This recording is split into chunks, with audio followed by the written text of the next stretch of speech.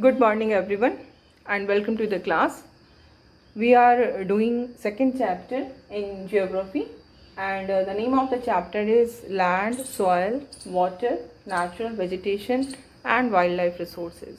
So we have done land and soil in the previous classes and we have started our discussion on water. As we have seen that water is very much essential for our survival. We cannot live without water. Life is not possible on earth without water. And we have also seen that life first begin in water only, in ancient, in primitive ocean only, around 3.5 billion years ago. And 3/4 of the earth's surface is covered with water, and that is why earth is also called water planet, blue planet. These are the names given to the earth because of excessive volume of water. 3/4 portion is covered with water, and we see that ocean covers 2/3 of the earth's surface. Okay, and these ocean, they support a variety of plant and animal life. And we have also discussed that ocean water is not they cannot be consumed by human being because they are saline, salty, है ना. So they cannot be used by human being. They are not suitable for human consumption. Still they have its utility. They help in the proper functioning of the water cycle. Okay, now we come to this, that the fresh water, or we can say जो salty water नहीं है वो कितना part है. The fresh water accounts for only 2.7%. ठीक है, सिर्फ 2.7% ही हमारे पास फ्रेश वाटर है. और इसका भी, इस 2.7% जो कि हमारे पास फ्रेश वाटर है,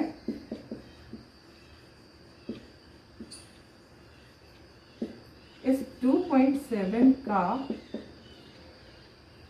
70% जो है, इस 2.7% का 70% जो है, that is in the form of ice sheet and glaciers in Antarctica and Greenland and mountainous region, है ना. We know these are very cold places. These places are covered with snow for the whole of the year, है ना.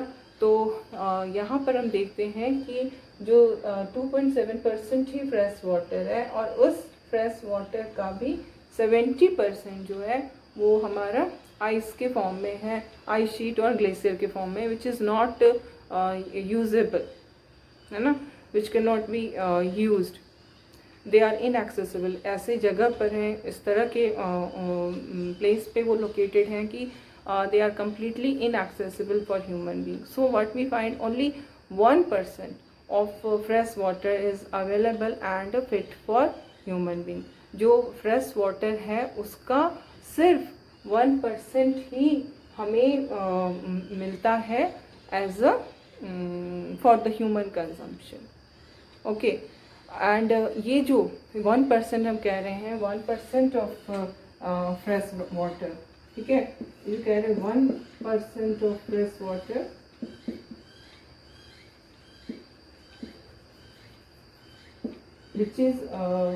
which can be used by the human being. ये जो 1% है, ये कहाँ मिलता है हमको? This 1% is found as ground water. जो हम घरों में बोरिंग होती है ना, बोर करके, बोरवेल लगा करके नीचे की पानी को यूज़ करते हैं, दैट इज़ ग्राउंड वाटर. इसी तरह से जो वेल होता है, जो हैंड पंप होते हैं, ट्यूबवेल होते हैं, वो सब ग्राउंड वाटर को ही यूज़ करते हैं, है ना. तो it is found as ground water. And other than ground water, surface water जो कि रिवर्स में फ्लो कर रहा है, लेक्स में फ्लो कर रहा है, and it is also existing in atmosphere as water vapour, है ना. तो ये आपको समझना है कि ये फ्रेश वाटर हमें कहाँ से मिल रहा है. We are getting this fresh water from ground water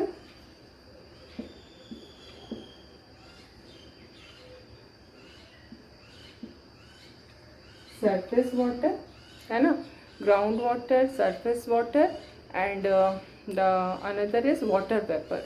Okay.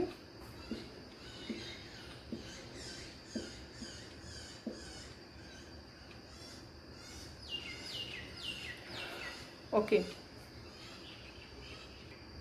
So you can see कितना कम जो वाटर ह्यूमन कंजम्पशन के लिए अवेलेबल है वो बहुत ही कम है. Though Earth is known as water planet, blue planet, the surface of the Earth is covered with 3/4 of the water. Still, we face scarcity of water because of this. Because fresh water is very less, है ना. The water which can be used by human being is very less in amount, and that is the reason this water is considered the most precious substance on the earth, है ना. बहुत सबसे कीमती चीज़ आज के समय में, थोड़े दिनों में ऐसा कहा जाता है, इट इज़ सेड, अगर if there is third world war it will be for the water. अगर दुनिया में थर्ड वर्ल्ड वॉर हुई तो ये थर्ड वर्ल्ड वॉर जो है वो वाटर के लिए होगी, है ना. क्योंकि वाटर की जो स्कैर्सिटी है वो बहुत ज़्यादा हो चुकी है हमारे लिए. वाटर जो है, we can not think of our life without water, and it is not only it is getting polluted, बल्कि जो वाटर साइकिल है वो भी, जैसा I told you in the previous class also, कि water cycle is getting obstructed, है ना. वो प्रॉपर वे में चल नहीं पाता है because of the human interference. इतने सारे कंस्ट्रक्शन वर्क हो रहे हैं, कंक्रीट्स के कारण जो सॉइल है वो उसकी वो नहीं है, सॉइल की अवेलेबिलिटी कम हो गई, तो सॉइल में ग्राउंड वाटर जाएगा ना, सॉइल सीप करेगा वाटर को, कंक्रीट विल नॉट सीप द वाटर. तो ये प्रॉब्लम आ रही है. तो इस तरह से हम ये कहते हैं कि जो वाटर का टोटल वॉल्यूम है वो कांस्टेंट रहता है, इसमें कभी भी कोई चेंज नहीं आता है ना. क्यों इसका ये हमेशा सिमिलर रहता है इसका अमाउंट. इसके सिर्फ वो फॉर्म्स चेंज होते हैं, लाइक लिक्विड से ये गैस बनता है, सॉलिड बनता है, लिक्विड बनता है, बट इसके वॉल्यूम में कोई चेंज नहीं आता है ना. And it is constantly it is in motion. Water जो है वो हमारे, अगर देखा जाए तो एटमॉस्फेयर में ये हमेशा मोशन में रहता है, इसका जो साइकिल है वो हमेशा चलता रहता है. एवापोरेशन होता है, वाटर वेपर बनते हैं, क्लाउड्स बनते हैं, बारिश होती है, रेन वाटर होता है, फिर वो नदी में जाती है, नदी से फिर वो समुद्र में जाती है. तो ये हमेशा कॉन्स्टेंटली मोशन में है ना. और ये जो प्रोसेस है, क्या क्या इसमें कौन कौन से प्रोसेस इन्वॉल्व होते हैं, you must remember, water cycle के अंदर कौन कौन से प्रोसेस इन्वॉल्व होते हैं.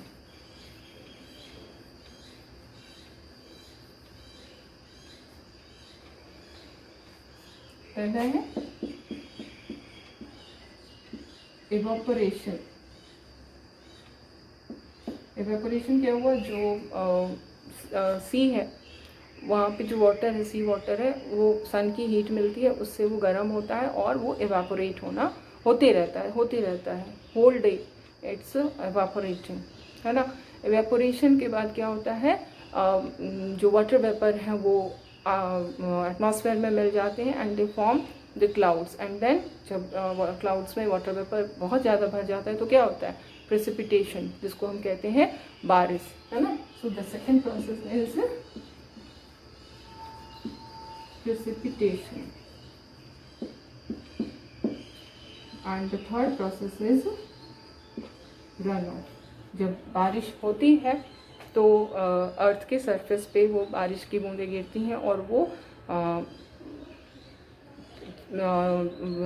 जो सरफेस है उस पर चलती हैं, दौड़ती हैं, और कई बार जब उसको सॉइल मिलता है तो सॉइल में वो सॉइल उसको एब्जॉर्ब कर लेती है, वो ग्राउंड वाटर में मिल जाता है ना. उसी से ग्राउंड वाटर का लेवल जो है ऊपर होता है. गर्मी के दिनों में ग्राउंड वाटर का लेवल काफ़ी नीचे चला जाता है, और फिर जब बारिश होती है तो क्या होता है, वो रिप्लेनिश हो जाता है, वाटर का लेवल फिर से अपनी जगह पे आ जाता है. कई बार आपको देखेंगे गर्मियों में प्रॉब्लम आता है, जैसे हैंड पंप है उसमें उसको हम चलाएंगे बट पानी नहीं आएगा. क्यों नहीं आता, बिकॉज जहाँ तक बोरिंग हुई है हैंड पंप की जो उसका लेवल है ना।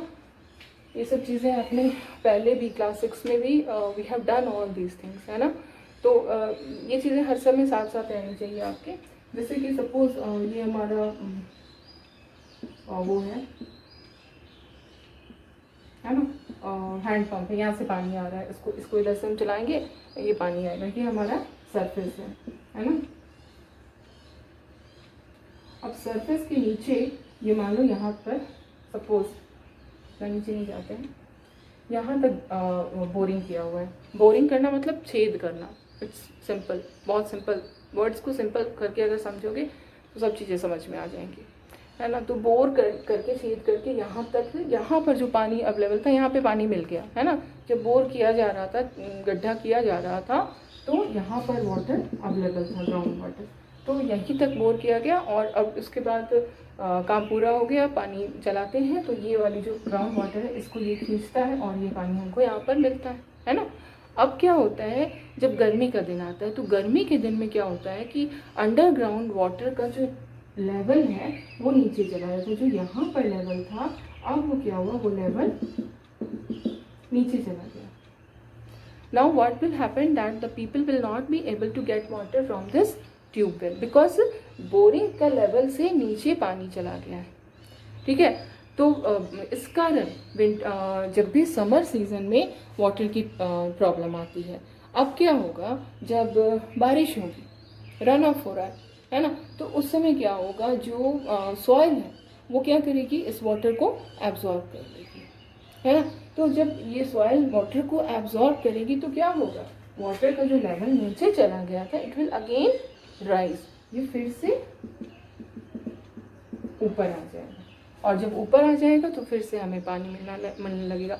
This is called replenish. इसी को हम रिप्लेनिश कहते हैं। ये वर्ड आ रहा था ना कि रिसोर्सेज को टाइम देना होगा ताकि वो रिप्लेनिश हो सके, रिसोर्सेज को टाइम देना होगा ताकि वो रिन्यू हो सके। This is the process of renewal of water resource और रिप्लेनिश ऑफ वाटर रिसोर्स, ठीक है। तो ये चीज़ें जो हैं, ये प्रॉब्लम्स हमारे लिए बहुत बड़ी प्रॉब्लम बन जाती है कि वाटर जो है वाटर साइकिल में इस तरह से चलता है, लेकिन चीज़ें जो है बिकॉज ऑफ ह्यूमन इंटरफेरेंस क्या हो रहा है कि ऑब्स्ट्रक्शन क्रिएट हो रहा है ना। तो इस तरह से इस वाटर साइकिल के कारण वाटर के फॉर्म्स चेंज होते हैं और वाटर कॉन्स्टेंटली मोशन में रहता है ना। अब हम देखते हैं कि what is the use of water for human being. We all know the use of water. First of all, our body is made up of water. 70% of our body is made up of water. हमारी body में 30% छोड़ के बाकी 70% water है। अगर हमें पानी ना मिले तो हम बहुत दिनों तक नहीं सर्वाइव कर पाएंगे। मैक्सिमम 2 डेज 3 डेज, वो इट डिपेंड्स, हर आदमी का अलग अलग स्टेमिना होता है, बट हम नहीं सर्वाइव कर पाएंगे अगर वाटर। ऐसा नहीं हो सकता है कोई आदमी बिना पानी के जिंदा है। बिना खाना के हम कुछ दिनों तक, बहुत दिनों तक सर्वाइव कर भी सकते हैं, but we can not survive without water because our body is made up of water.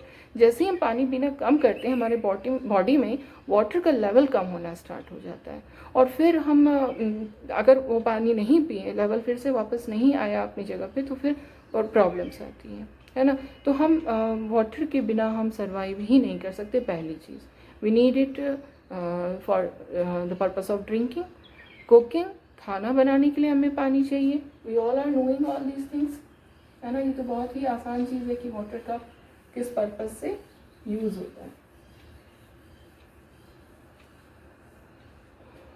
So water is used for drinking,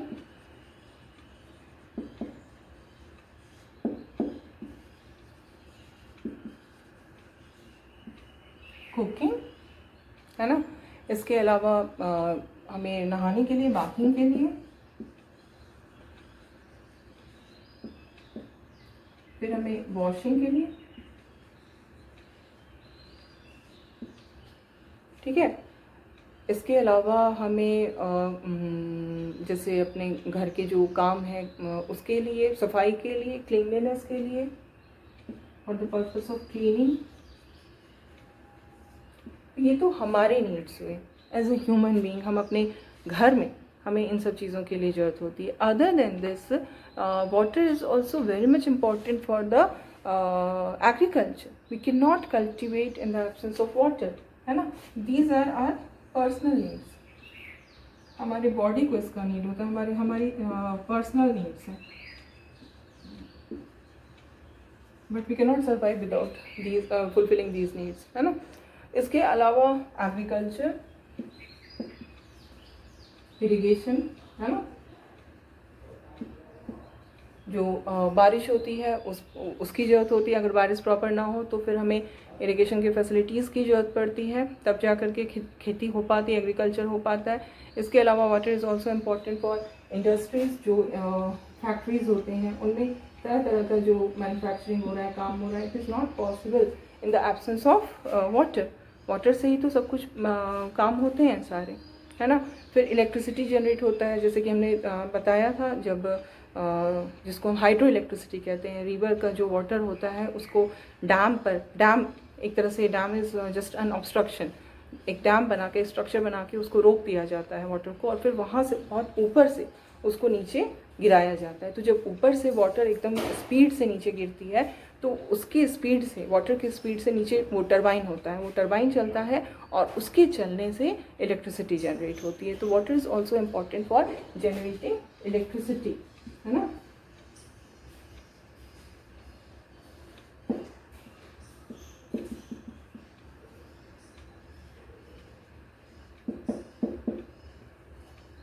water से इलेक्ट्रिसिटी जनरेट होता है. इसके अलावे अगर हम देखें तो water is also important for all these things. Okay.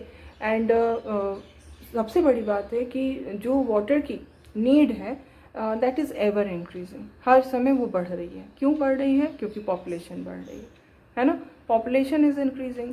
तो when the population will increase, obviously सबसे पहले तो यही नीड हमारी बढ़ जाएगी, एक एक आदमी की, है ना.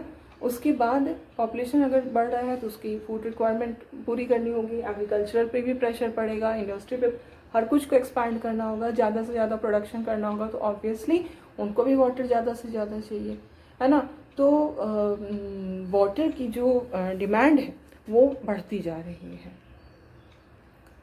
सो एक तो पॉपुलेशन इंक्रीज़ कर रही है. उसके अलावे अगर हम आज का समय देखें तो we are in a modern time.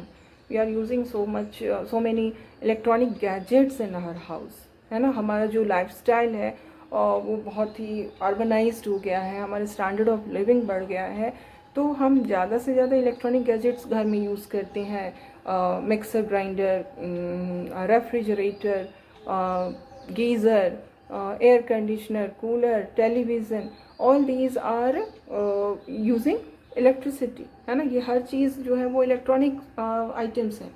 तो हमारे डेवलपमेंट का मतलब ही यही होता है कि इलेक्ट्रॉनिक आइटम्स ज़्यादा से ज़्यादा होना. और जितने ज़्यादा इलेक्ट्रॉनिक्स आइटम होंगे, इलेक्ट्रिसिटी का कंजम्पशन उतना ज़्यादा बढ़ेगा. और इलेक्ट्रिसिटी के कंजम्पशन का मतलब वाटर की नीड उतनी ही ज़्यादा होती जाएगी. तो इसलिए वाटर का जो डिमांड है वो तो बढ़ा हुआ है, लेकिन शॉर्टेज दूसरी तरफ बढ़ा हुआ है. शॉर्टेज का रीज़न क्या है? शॉर्टेज का रीज़न है एक तो वाटर पॉल्यूशन. जो वाटर अवेलेबल है उसकी क्वालिटी ख़राब हो गई है, वो पॉल्यूटेड हो गया है. और दूसरी चीज़ जो है वो drawing up of water sources. Water के जो सोर्स हैं वो सूखते जा रहे हैं. क्यों सूखते जा रहे हैं? बिकॉज वाटर साइकिल जो है वो प्रॉपरली नहीं चल पा रहा है. वाटर साइकिल में ऑब्स्ट्रक्शन आ रहा है because human activities are interfering with the nature. Okay. जो हम जो काम कर रहे हैं, जो इतने सारे बिल्डिंग्स और कंस्ट्रक्शंस होते हैं, इसके कारण वाटर साइकिल ऑब्स्ट्रक्ट होता है. Dams banana, that is also an obstruction. River को आप पूरी की पूरी उसके कोर्स को चेंज करते हैं. तो ये सारी चीज़ें जो हैं वो कॉज है वाटर की, जो भी हमारे सोर्स हैं वो ड्राई अप हो रहे हैं. Okay. So this is about water. And now we will see कि प्रॉब्लम्स ऑफ वाटर अवेलेबिलिटी. क्या प्रॉब्लम है वाटर अवेलेबिलिटी की? ठीक है.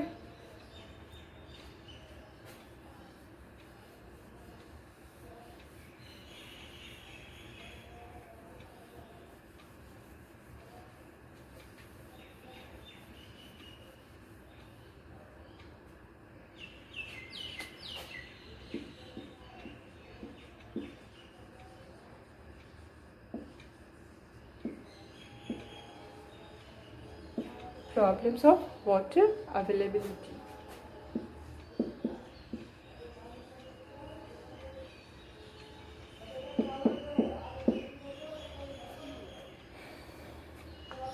So, problem of water availability means scarcity of water. Water is not easily available to people. People face problems in getting the water, and this is not a problem which is limited to any specific region of the world.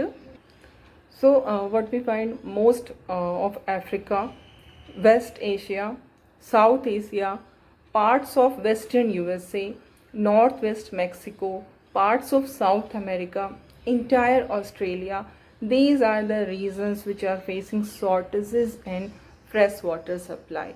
So it is not a problem which is related to any one region of the world, but the whole world is facing this problem of water shortage. And what is the reason for this water shortage? The reason is there is variation in the annual precipitation. As you can see from the experience of our own country, what we find that the duration of rainy season has decreased in these years. Earlier there used to be rainfall for 2 to 3 months, but now rainfall बहुत कम होते हैं, जो frequency है वो बहुत कम हो गई है. तो ये ओवरऑल पूरी वर्ल्ड में ये चेंजेस आ रहे हैं. This is called climate change. The whole world is facing this challenge of climate change. पूरी दुनिया का क्लाइमेट बदल रहा है. What is the change? Change यही है कि हमारा अर्थ का टेम्परेचर इंक्रीज हो रहा है. प्रेसिपिटेशन जो है उसमें वेरिएशन आ रहा है. जहाँ पर जैसे बारिश होती थी, जो क्लाइमेट था जिस जगह का, अब वो उस पैटर्न को फॉलो नहीं कर रहे हैं, है ना. और इस वजह से क्या हो रहा है, प्रॉब्लम्स आ रही हैं. और इसके अलावा ओवर एक्सप्लॉयटेशन हो रहा है. वाटर रिसोर्सेज को ओवर एक्सप्लॉयट किया जा रहा है. कंटामिनेशन हो रहा है वाटर रिसोर्सेज का. पोल्यूशन हो रहा है. जैसे हमने इसको पहले भी बताया है, रिवर वाटर में सीवेज के वाटर को डायरेक्ट मिला दिया जाता है. फैक्ट्रीज से जो निकले हुए पॉल्यूटेड वाटर होते हैं, जिसमें पॉइजनस एलिमेंट्स, पॉइजनस सब्सटेंस हो सकते हैं, उन तक को रिवर वाटर में मिला दिया जाता है. जबकि what should be done, there should be a treatment plant, है ना, for discharging this sewage water. Before discharging this sewer water in the river, it should go in the STP, sewage treatment plant, है ना. Then it should be discharged in the river, ताकि उस these are the causes of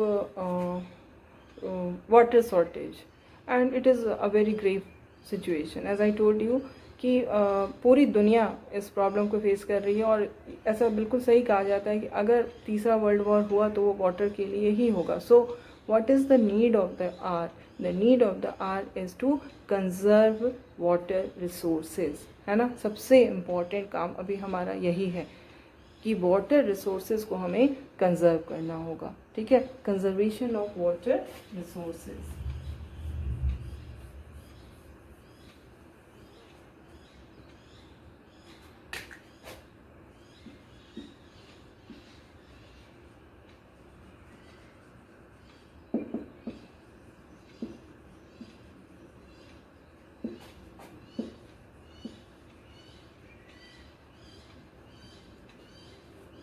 okay, तो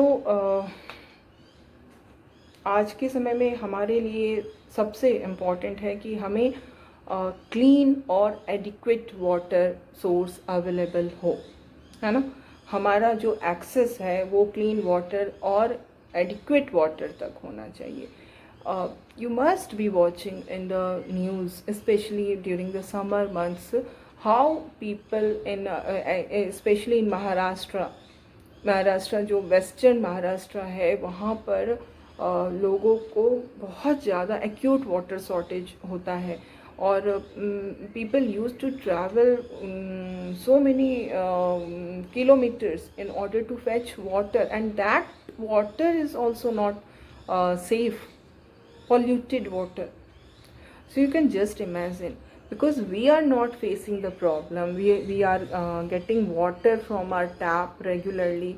If water does not come for 1 hour or 2 hour, we become restless, isn't it?